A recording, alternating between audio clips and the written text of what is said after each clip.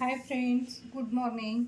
आज तुम्हाला जरा इन्स्टंट पटकन आलू पराठा करून दाखवायचं रेसिपी दाखवायला आलेले. म्हणजे कसं मुलांना बटाटा भाजी चपाती देणार होते. मुलं म्हणले नको, कंटाळा आलेले ते बटाटे भाजी आणि चपाती. मग भाजीला शिजवलेले बटाटे होते, तेच बटाटा असं स्मॅश करून घेतले मी. एक क्वांटिटी जरा जास्तच असते आमच्यात. कसं ऑफिसला डब्बा आणि मुलांचा डब्बा ते असते म्हणून एकच भाजी करायला मी बटाटा जास्त शिजून घेतलेले होते, ते स्मॅश केले. आणि पटकन कसं आता काय तर बटाटा भाजी चपाती नको म्हणलं तर द्यायचं, तर काय आता टाईम पण कमी होतो. मग मी काय केलं, तेच पराठा करायला आलू पराठा पटकन. हे बघा, बटाटे स्मॅश करून घेतले. आणि लागणारं साहित्य बघा, कोथिंबीर. काय असं खास काय लागणार नाही याला, कसं होतं घरात होतं सगळं फ्रीजमध्ये, तेच घातलेलं आहे. कोथिंबीर आणि हे आमचूर पावडर, हळद, लाल तिखट, गरम मसाला आणि हे थोडंसं पावभाजीची मसाला घातले. थोडंसं चेंज लागते, घालून बघा तुम्ही, टेस्ट पण छान लागते. कसं आता अचानकच करायचं म्हणलं तर होते ते सगळे इन्ग्रेडियंट्स घरात, मग तेच घालायला सगळा मसाला घालून घ्या. कसं आम्ही एक ठरवतो, मुलांचा डब्बा एक वेगळाच असते, काहीतरी वेगळं पाहिजे, भाजी चपाती नको असते. मग तेच पराठा करायला लागले मी.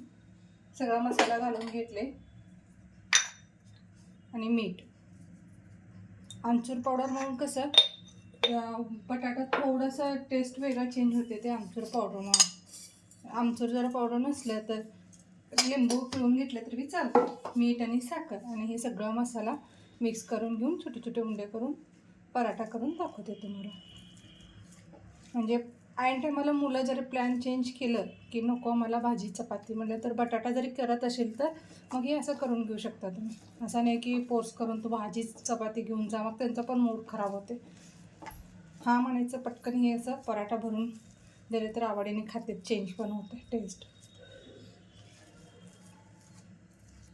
आणि काय, चपातीला पीठ मळलेलं असतं, थोडंसं त्याला पाणी लावून अजून मऊ करून घेतले चपातीची पीठ, ते जसं पराठाला यूज होते.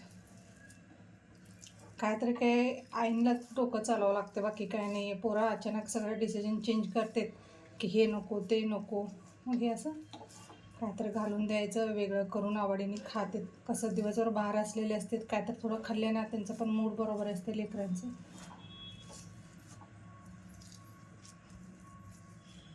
सगळेजण करतात पराठा. अजून याच्यात कोण हिरवी मिरची कांदा ते घालून पण करतात. मी मसाला पराठा करायला म्हणून सगळं मसाले घालाय, परत ते कांदा कट करा, मिरची कट करा, टाईम पण पुरणार नाही. हे हाय तेवढा मसाले सगळे भरून घेऊन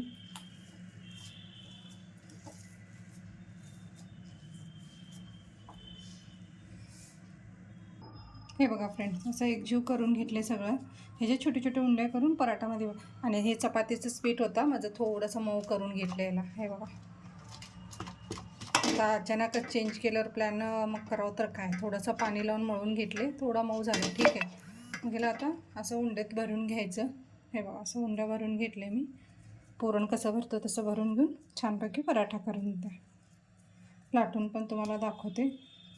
म्हणजे असं काय नाही की पराठाची पीठ नाही आहे म्हणून ते पराठा येत नाही, जास्त स्मोक पराठा पाहिजे असं काय नाही. चपातीची पीठाला थोडीशी पाणी घालून मऊ केल्यावर होऊन जाते.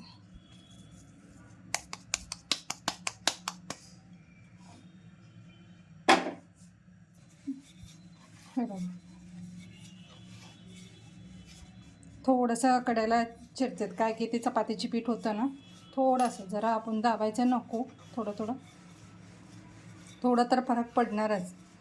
असं काय नाही की असं परफेक्ट त्याच्यासारखं येतं म्हणून. ठीक आहे, एखादा आता लगे आमचा प्लॅन डिसिजन चेंज झाल्यावर करायचं काय.